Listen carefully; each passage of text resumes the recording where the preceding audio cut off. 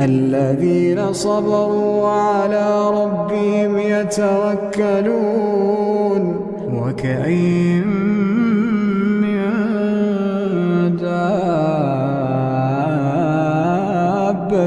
لا تحمل رزقها الله يرزقها وإياكم وهو السميع العليم.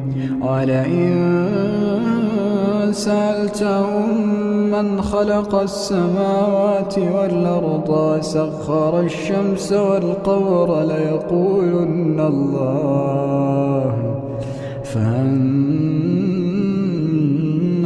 يؤفكون. الله يبسط الرزق لمن يشاء من عباده ويقدر له إن الله بكل شيء